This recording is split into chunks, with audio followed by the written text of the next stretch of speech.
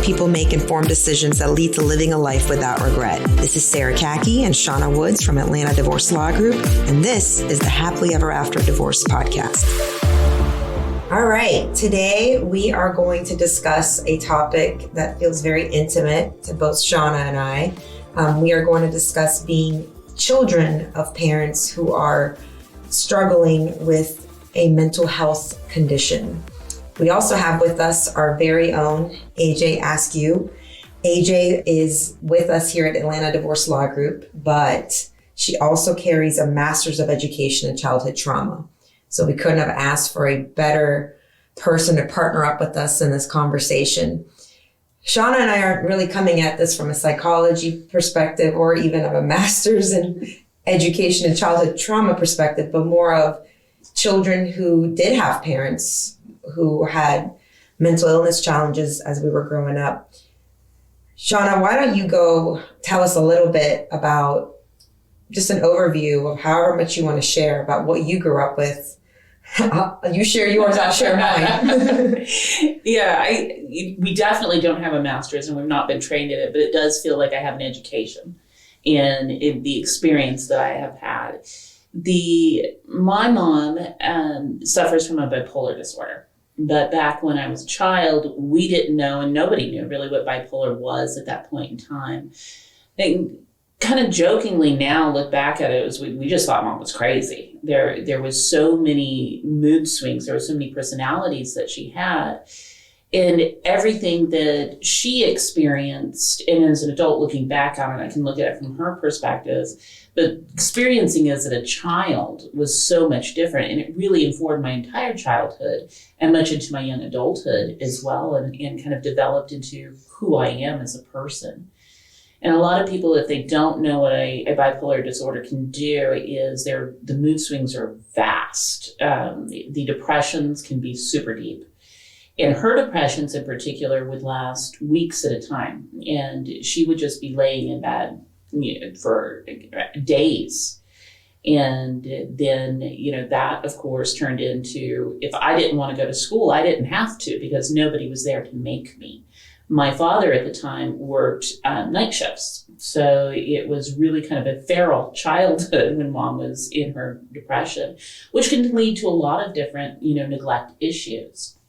And then mom's highs, her manics. There was two types. Mom's manics could either be super fun as a child, not real stable. There would be days when, mom would wake up and be like, all right, we're driving across country today. Or there would be nights where she'd wake up at midnight and say, let's go play tennis. That was really fun for a 10, 11-year-old, but again, didn't really provide for a whole lot of stability if you're going to school or anything else. And then her manics could also be very violent, very angry, and just kind of out of control.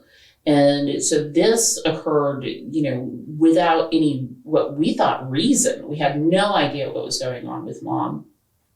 Doctors diagnosed her with everything from hypoglycemia, right? So it was really funny is because she would start to get mad and we'd think her blood sugar was low. So we'd try to give her a glass of milk and that would make her even madder. And it was just, I remember those things as like trying to slide that milk over. This is how unfamiliar people were with mental health conditions. They were so unfamiliar with it. So when mom was actually properly diagnosed, it was actually shortly after the birth of my younger brother. So at that time, I was already 15. And she was put into a facility. Back up a little bit, at the age of 12 was the first time that I had the experience of talking my mother out of suicide. Mm. And really took on that role of it's my responsibility to make sure that my mom does not commit suicide.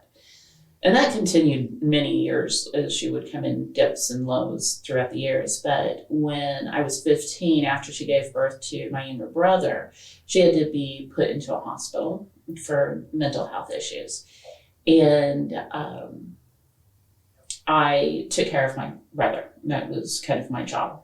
And so when she came out, she was on her medication, and we saw this completely different person. It was really amazing. It was a stable individual. It was a person that you could rely on. It was a person you could trust. And it was really so amazing to see her bloom and blossom, when she was properly medicated. And for a while, she would come on and off the medication because she would think, oh, I'm better. Yeah. And get That's off. the tricky thing with bipolar disorder. It is. It is really hard. They think they're better. And so there was some time where it was a stabling. There was a good, I would say, chunk of 10 years where my mom was stable. And I was really grateful for that 10-year period of time, because in that 10-year period of time, I, at the age of 18, as you know, had my daughter. And because my mom was stable, she was a really good grandma in that 10 years to my daughter. Yeah. And I loved the fact that my daughter got to experience this wonderful grandmother where I didn't get to experience this wonderful mom. But it's all that diagnosing it the right way and getting the right help. And I do count so many things that are positives coming out of my childhood that, handling mom. And one is the ability to read people very quickly. Mm-hmm. Because when you walk into a room and you don't know which personality you're getting from your parent, you look for those clues immediately. It's a survival skill. It is a survival skill. And, looking at all the things that we, form ourselves, one of the things that I really try to do is look for that positive point. What did it give me that I can use now? It helps me with our clients. Yeah. It helps me relate to our clients. It helps me understand a lot of where they're coming from. And it really does give me that really kind of quick read of the room. Right. What's this feeling that's going on in here? So I do think that, overall, as much as, it was a negative impact of me as a child, you have to turn and learn from everything that's happened to you and use it to become your own person. Yeah, I think our common theme always comes from one of my greatest mentors, which is your most painful moment can become your most powerful moment. And that was very much my experience as well. I wasn't as young as you. First time I saw any signs of depression in my dad was in 8th grade. And just to give a little bit background, I thought of my dad as a combination of Robin Williams and Arnold Schwarzenegger. Like the funniest, goofiest, sweetest man you'll ever meet that can play Barbies with you and be so silly with you, but also like the strongest man who, if anything's like going to hurt you, he would put his life in front of it. So absolute pedestal. And, he moved us from Iran to Sweden as refugees and did it with that kind of an attitude of like, this is going to be fun, kids. Like imagine Robin Williams moving his family across the world. What would his attitude have been? It was just my dad. This is going to be great. We're going to learn how to ski. We're going to love the snow. We're going to learn Swedish, blah, blah, blah, blah. And my mom's like, oh my God. And then he moved us again when we were teenagers in 96 to America. Such a positive attitude. But he was in his midlife point at that point. He was closer to 50 when we moved to America. And I was in 7th grade and he worked so hard to get us a status to stay here. And once he got us the status in 8th grade, he started really reverting backwards. And this is why the Robin Williams story is like a really touching one for me, because I really saw that whole happiest man alive, but the pain going on inside in my dad. And I couldn't understand why he wouldn't come out with us. I couldn't understand why he wouldn't play with us. I couldn't understand why we've moved to this country now with all this opportunity, but he just wanted to stay in bed. So my dad and I had a really close relationship. So in 8th grade once, it's the first thing I heard from him that was just like, what? He said something to me, Sarah, sometimes I just wish I could stop living. I wish I didn't have to live anymore.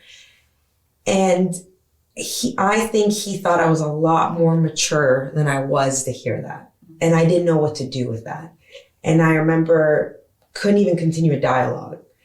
And I felt so bad that I couldn't be there for him and say anything back. And I just go, okay. And I completely absorbed that as, why am I not enough for you to be here? Right? I was 14 years old. Why was I not enough for you to want to live, for you to have a will to live?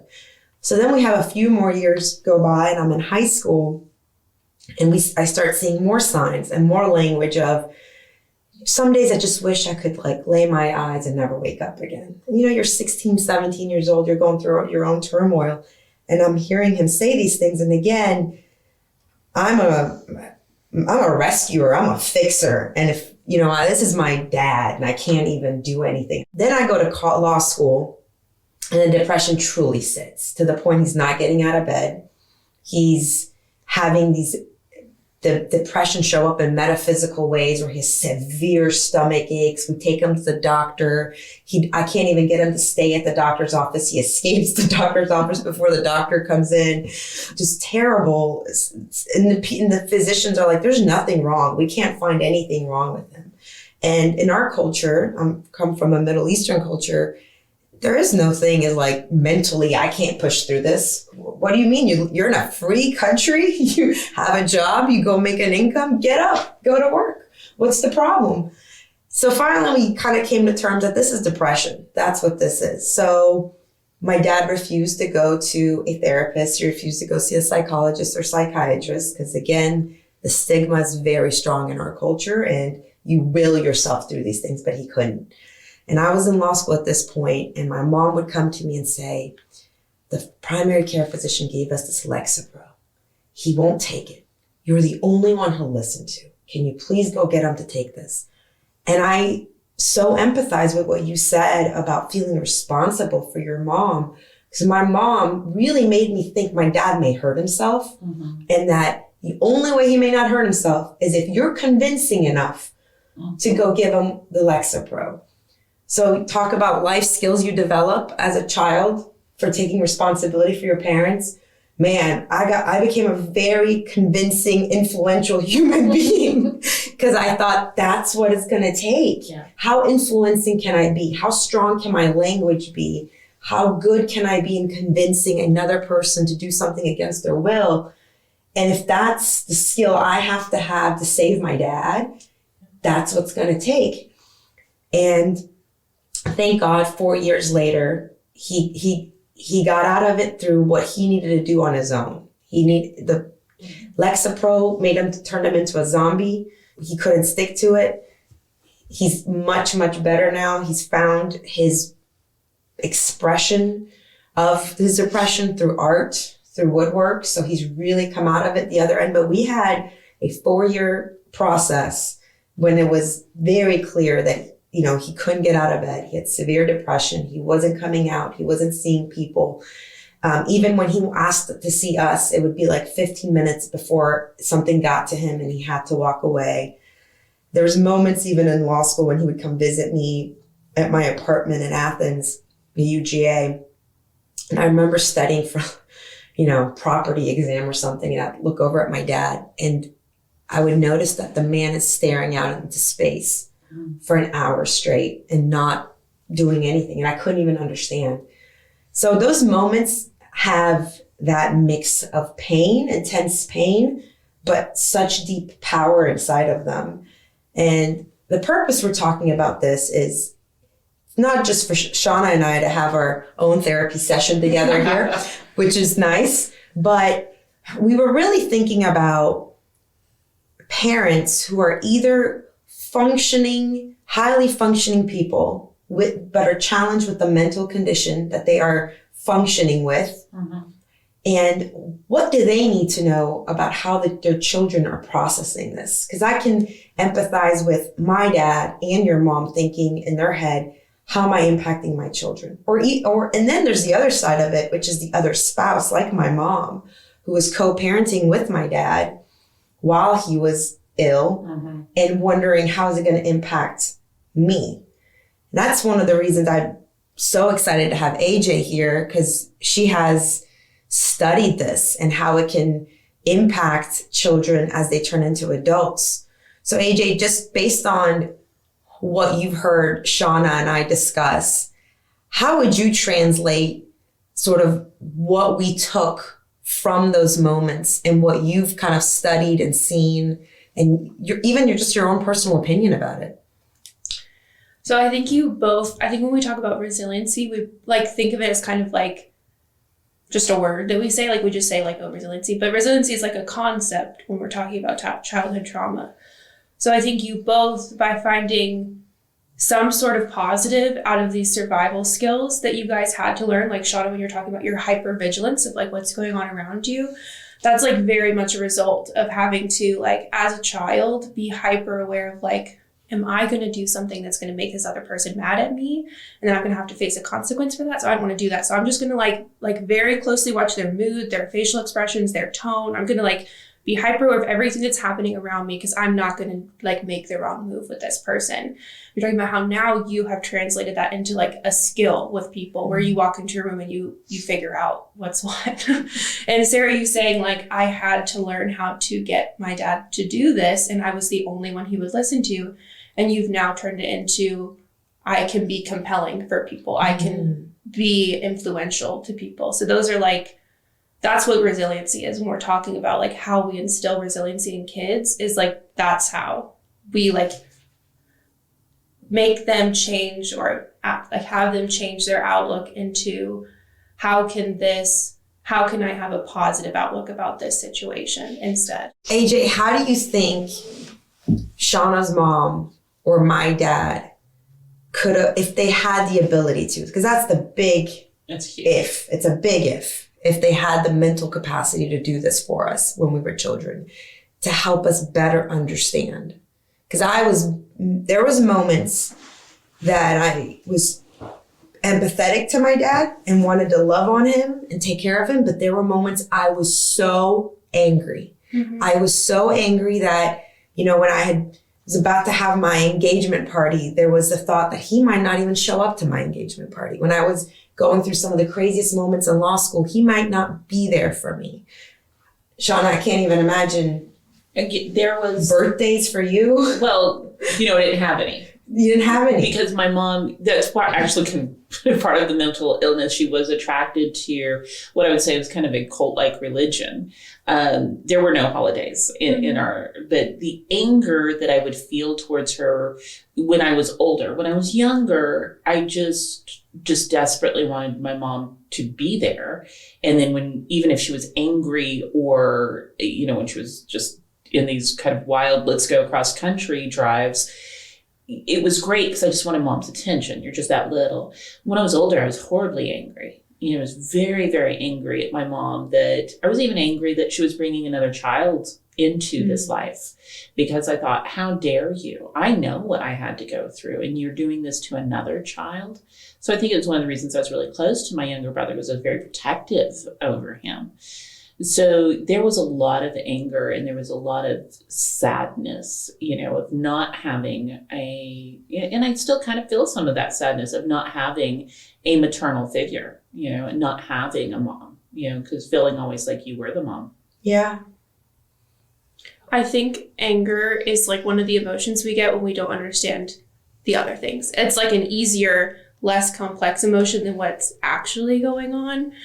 And Sara, something that you said is how like culturally just like mental health was looked at. So one of the best things you can do for your kids is give them a vocabulary, like give them like, this is what's going on. Like I have bipolar disorder. So sometimes when I do this, I'm having a bipolar episode and I'm not mad at you. Mm-hmm. I'm having something happening with me. Because as kids, you see that and you say, what am I doing wrong to cause this? Why doesn't this person love me? And why am I not enough? Yeah. Because you have what you're working with at the time as a small child, which is like a very basic understanding of human behavior and why people do things. It's like, well, sometimes when I don't like someone, I do this. So if they're doing this to me, they don't like me. And that's your parent and you're very confused. But if you have the vocabulary of, my mom is having a bipolar episode, this is what's going on. And you can like have a name for the experience that's happening to you, it makes a big difference. And then also giving kids the vocabulary to define their own feelings. Like when you're saying, I was angry, like Shawna, it sounds to me also like you were grieving not having a mom. So you were angry, but you were also grieving, like you were processing like a grief of something that you didn't get to have access to.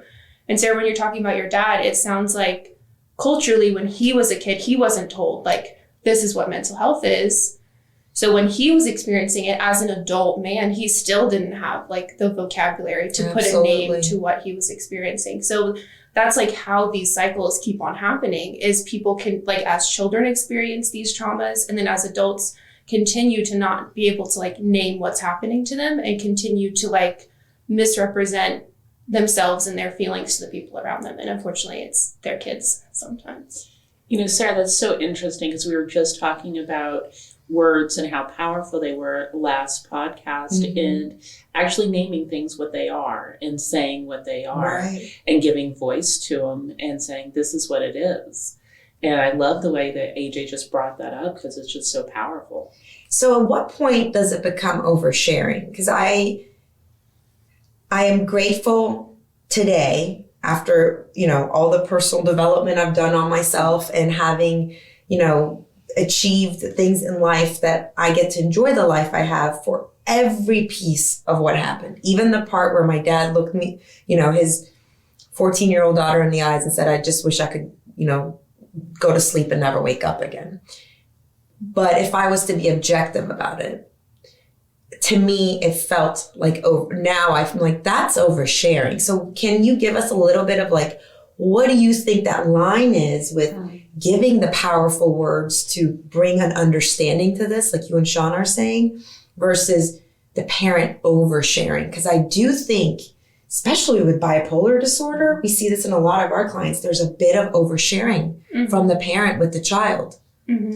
No, I think that's like an extremely valid question, because I think it's a hard thing to like because so many people feel that way about their kids. Like, this is happening, but I don't want the kids to know about it. Yeah. But like, I don't want them to like hear us arguing or hear us talking about this. So to some extent, if something is happening in your life, it's just happening also to your kids. So to keep aspects of that away from them, you can cause like more confusion because it's already happening to them. It's already impacting them. It's already affecting them, whether you acknowledge it or not. Kids pick up on a lot of stuff that's happening to them. But we're talking about oversharing. I think that's when people have to use their own vocabularies and like have their own boundaries and teach their kids about boundaries and teach them about what is and is not okay to like put on someone else. And I think if everyone had a better understanding of this is trauma dumping and this is sharing. Like this is not, I'm not going to trauma dump on you. I'm not going to tell you all of my problems, all of these things, like what are you going to do about it? Especially for people that are fixers. Like you said, their instinct is, if you tell me about this thing, how do I fix it? So there's a difference between trauma dumping and like genuinely being transparent about what's going on. So the difference between sometimes I don't want to be alive anymore and this saying like, sometimes I have this disorder and sometimes I get moods where I feel this way, but like, here's what I'm doing about it. And it's like, here's the way, like, here's why I am happy to like be alive, or here's what I did like about today. Like just making sure there's not any like unsolvable problems that your child is going to feel responsible for solving for you. And that's exactly it for both Shawna and I. I think we had a sense of responsibility for the parent. And we felt like their survival was tied to us. Absolutely.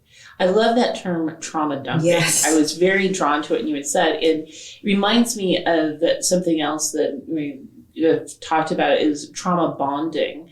If you don't process the things that happen through your childhood, you can go from relationship to relationship because you trauma bond with someone and you have this feeling of intense closeness and intense love when it's not really what it is a shared experience.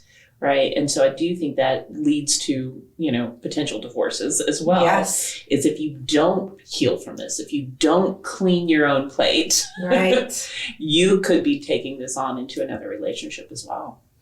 And AJ, so much of what I hear you say is depend on what the parent can do, the parent who is battling this mental condition, what they can do. And some of them honestly might not be battling. Some might really have it under control with therapy or medication or just some sort of a self-awareness that they've gained over it. But what about the parent that isn't there, right? The parent who either, like mine, did not even acknowledge the diagnosis, didn't even want to name it, right? Or like Shawna's, who during the years that your mom was having some serious ups and downs of bipolar disorder, there was not any awareness to even be able to have this conversation with you. So what can the other adults in this child's life do? What could have, my mom listens to this, she's going to kill me. What could have my mom have done better? Because I want to bring up the specific instance of coming to your child and saying, you're the only one he'll listen to. You go push the Lexapro on him. Right. Now I'm a drug pusher.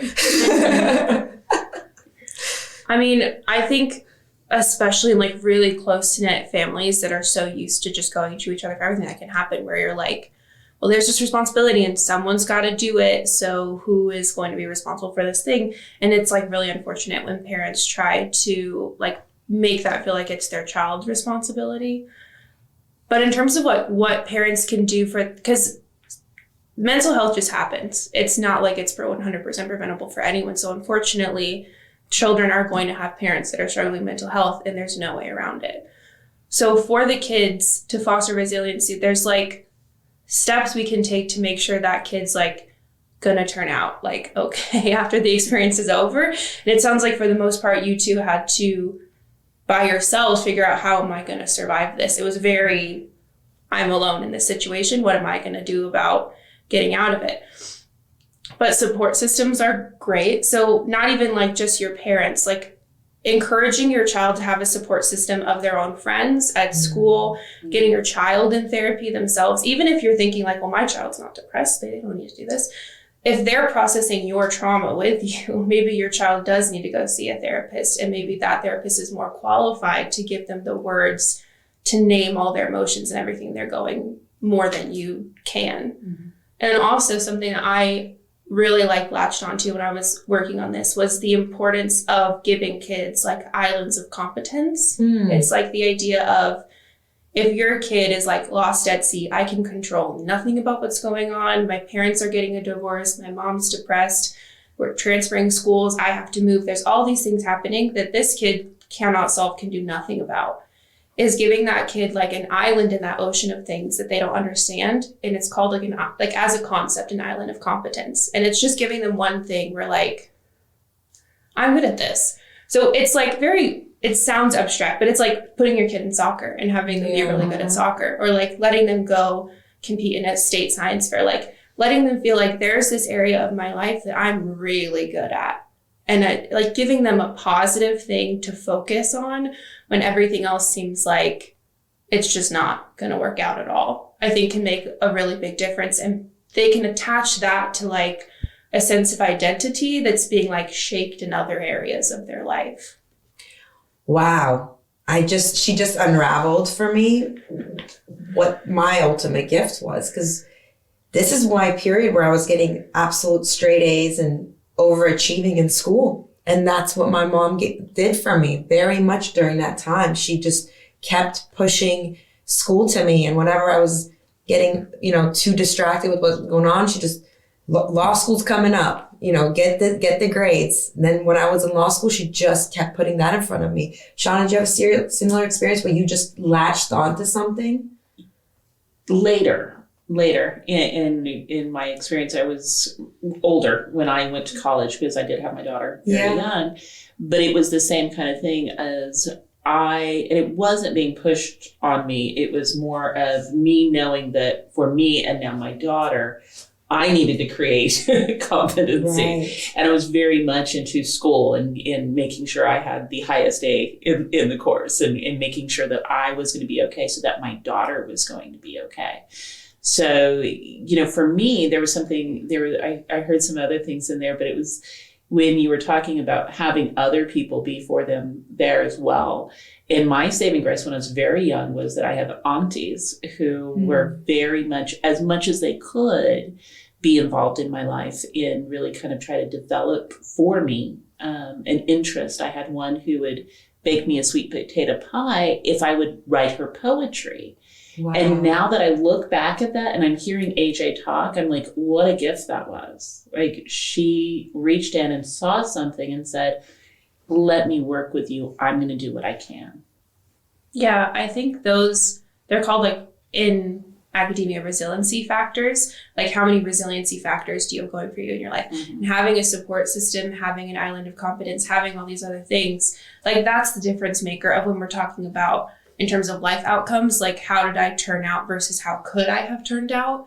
Like, those are the factors we're looking at that legitimately did make all the difference. It wasn't just like, my aunt did me this really nice thing for me when I was 5. It's like, that's a lifelong difference that she made by being involved in your life. So this is a loaded question, and I don't think we can do our best and take a stab at it. Do we think that resilience comes from nature or nurture? I, as a sociology major, will always say nurture. I'm sure you're committed to that. And I pray to God that's the case, because that would then really sit with my value system of these obstacles, these challenges are a true gift. My heart gets broken when I see people that these obstacles, it breaks them. Yeah. And perhaps if they had more of the tools, more of the education, not necessarily school education, but just the vocabulary, like AJ's saying, they could, get past it and thrive from it, not just survive it, but thrive. As I truly believe I did, and I believe you did too. Mm-hmm. We took something and made something even more amazing out of it. And thankfully we're in a privileged position. We can help people with our stories. AJ, you were talking offline with Shawna about ACEs. Mm-hmm. So that just like blew my mind before we even got started. So can you go over that a little bit about how this actually can then manifest itself in physical form for the child that experienced this trauma? Yeah, so ACEs are adverse childhood experiences, and it was a concept developed during like social research, like of development of people later in life. I think it was a public health study at first where people were trying to figure out, why is this group of people experiencing higher rates of physical ailments like diabetes, heart attack, high cholesterol, younger ages of death, all those things. And they were studying just a life history of these people and found common themes that happened to them in childhood, which they later called adverse childhood experiences, which are things like, there's like a set list. I think there's 8 of them. But having your dad be incarcerated, having your mother be physically abused, experiencing abuse or neglect yourself as a child, having your parent experience mental health, experiencing poverty as a young person, having your parents get divorced is an ACE. I can't remember the other ones, and they're linked to, depending on like how many of them you have, there's a linkage of higher rates of things later in life, like high cholesterol, or heart attacks, or depression, or being incarcerated, or all these things. That's so fascinating. Well, AJ, thank you so much for that. Shawna, thank you for spilling your guts with me. Thanks for listening to the Happily Ever After Divorce podcast. If you'd like to learn more, go to atlantadivorcelawgroup.com/resources.